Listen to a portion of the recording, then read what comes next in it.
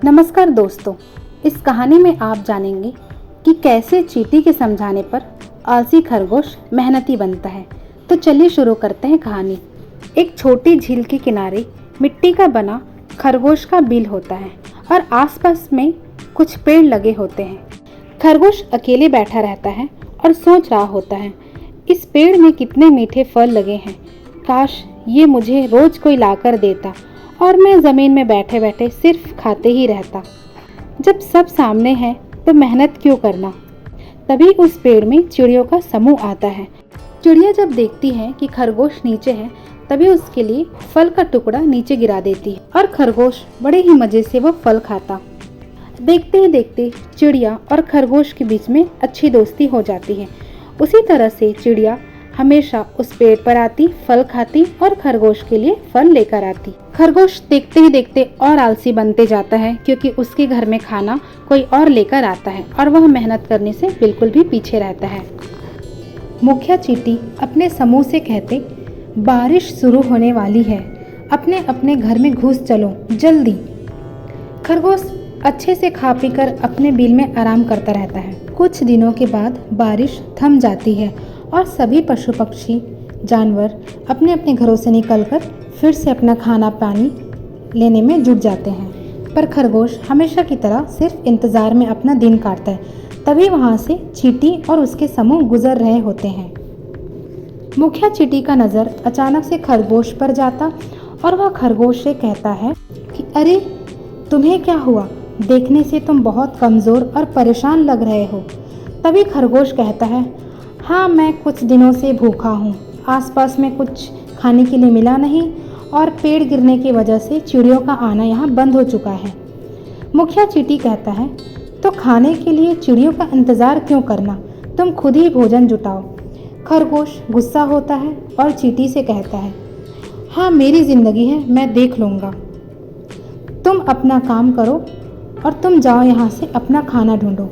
चींटी कहता है, नहीं नहीं, हम सब तो अपने मित्रों से मिलने जा रहे हैं, तुम्हें ऐसी हालत में देखा तो सोचा कि पूछ लूं। खरगोश कहता है, खाना नहीं ढूंढ रहे हो तो क्या खाओगे। चींटी कहता है, उसका इंतज़ाम हमने कुछ महीना पहले से ही कर लिया है। चींटी कहता है, तुम भी हमारे साथ चलो और अपने लिए खाने का इंतज़ाम कर लेना। आखिर कब तक तुम अपने दोस्तों का इंतज़ार में बैठे रहोगे। क्या पता वो चिड़िया कभी ना आए, क्या पता यहाँ पेड़ पौधे फिर से उग पाए या ना पाए, क्योंकि बारिश की वजह से सब तबाह हो चुका है। खरगोश उस पर हंसता है और कहता है, मैं क्यों करूँ मेहनत जब खाना मेरे सामने ही आता है। और किसके लिए करूँ मेहनत, मेरा यहाँ कोई परिवार नहीं है, कोई मित्र नहीं है, ना ही मुझे तुम जैसे खाना इकट्ठा करके अपना समय या ऊर्जा बर्बाद करूँ। जब मेरा ज़िंदगी आराम से गुजर रहा है तो तुम मुझे बेकार ही मेहनत करने बोल रहे हो। अरे वो चिड़िया नहीं आई तो क्या हुआ, कोई और आके मुझे खाना खिलाकर जाएगा। तुम अपना काम ध्यान से करो, बेवकूफ़ चींटी। मुखिया चींटी सिर्फ एक बात कहता है और खरगोश का होश उड़ जाता है। तुमने कहा कि किसके लिए मेहनत करो, मैं कहता हूँ खुद के लिए मेहनत करो, खुद के लिए जीना शुरू करो, अपनी आलसपन को अपनी ताकत में बदलो। खरगोश चींटी का बात बड़ी ध्यान से सुनता और कुछ देर सोचने के बाद कहता, पर तुम्हारा बात सुन के मुझे लग रहा है कि मेरा जीवन का उद्देश्य मुझे मिल गया। अब मैं अपने साथ साथ अपने दोस्तों का भी मदद करूंगा और अपने लिए मैं खुद मेहनत करूंगा। दूसरे दिन चींटियों का समूह देखता है कि खरगोश अपने घर के सामने ढेर सारे फलों का बीज इकट्ठा करके रखा होता है। मुखिया चींटी वह बात समझ जाता है कि खरगोश क्या करने वाला है। मुखिया चींटी कहती, चलो चलो, तुम सब बेकार की बातों में उलझ रहे हो, हम फिर से अपना खाना जुटाते हैं और खरगोश को अपना काम करने देते हैं। तो चलिए खरगोश भाई, हम लोग आपसे बाद में मिलेंगे। कुछ महीने और कुछ साल ऐसे ही हंसते खेलते हंसी खुशी बीत जाती है।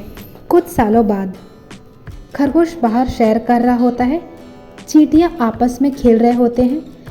फिर से ढेर सारे चिड़ियों का समूह पेड़ से फल खा रहे होते हैं। सभी तरफ हरियाली छाई होती है, मज़ेदार फल के वृक्ष लगे होते हैं। और तभी एक छोटी सी चिड़िया फल लेकर नीचे खरगोश को देने आती है और खरगोश मना कर देता है।